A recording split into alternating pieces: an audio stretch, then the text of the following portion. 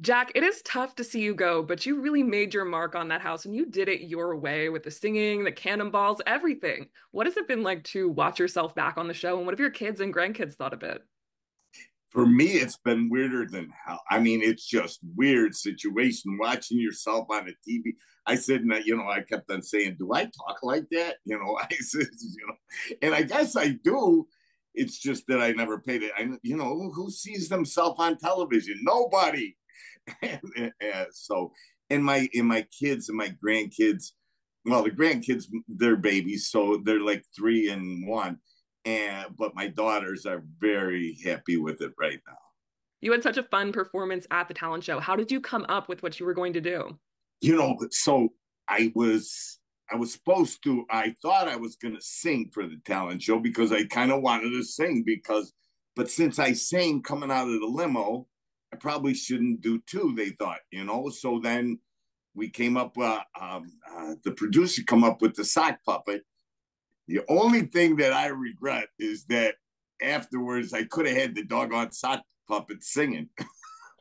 That would have been a great idea. That would have, but my brain wasn't working like that, so I didn't get a chance to do that. Yeah, it all happens so fast, but It it does. was very fun. How did the men take your jokes? I saw they cut to Pascal and he was like giving a little bit of a face. Did he say anything to you afterwards? So, me and Pascal had, a couple of different things, but we really got along well together. He was always complimenting my cooking and all that kind of stuff. And all the guys were wonderful. I had a ball with every single one of them. We laughed our butts off, and it was just fun. What's like a couple fun memories you had bonding with the guys in the house that maybe we didn't get to see? There was one interview when Gregg is acting like he's Jimmy Kimmel, and Danny was sitting there acting like he was, I don't know, like an assistant guy sitting there. And Gregg, I was supposed to answer questions, the do's and don'ts of dating. And then they had like a big piece of paper, and I was supposed to write them down on there. Well, the first thing, they goes and they asked me that, and I said, "Well, don't touch nothing on the first date," which had everybody cracking up, and you just never touch on. And then we went from that to another thing, and that was a lot of fun. Now, what was the bunk bed sleeping situation like? So I'm a little bit claustrophobic. So when I see the bed right in top of me, it wasn't good for me at first, but I figured it out. Now, what was worse, Pascal sleeping naked or Greg snoring? Gregg snoring, I snore myself, so that don't bother me at all. And if I would have saw Pascal naked, ew. Anyway, Would you have done his laundry for $100? no, What would have been your price? I wouldn't have had a price. I ain't doing his laundry. And Gregg was doing it because there was a little conflict there, and it was gonna ease it up. He thought.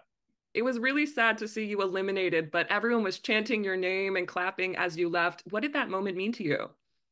That was like I had a chill up my spine like you wouldn't believe. And again, and Joan, when I left, I'll never forget. She went and she hugged me, she kissed me, and she looked at me and she said, "Jack, America's gonna love you." And I had no idea what she meant by that. Well, now I'm actually starting to learn. It's kind of cool.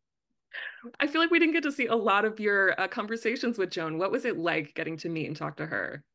The most beautiful lady with an unbelievable personality. That woman's got to have unbelievable patience. The stuff that she's going through with this, I mean, she really is, and she was charming and smiling through the whole thing. She was wonderful. Now, since you've left the show, have you kept in touch with any of the guys? I'm not supposed to, but I think I called or texted a few, and it's Gregg is we grew a really good bond, and so with Danny too, and whatever. And I'm going to see one or two of them today in LA. So Oh man, that's so special. Now, what does your love life look like now since you've left the show? Are you single? I am single, and it's yeah. I mean, it's different. It's like, oh my god. I mean, there's like people texting me and sending me stuff that they want to see me, and this is definitely different. People always like my cooking, but now they kind of like me for some ungodly reason. What would you be looking for in like the perfect partner? I said this before. When you're whatever dating a woman, sometimes one partner talks too much and the other one can't get a word in edgewise. Probably somebody that listens and talks well. Mm, yeah, definitely a great quality. Now, if we ever got a Golden Bachelor in paradise, could we see you on that beach? In a minute.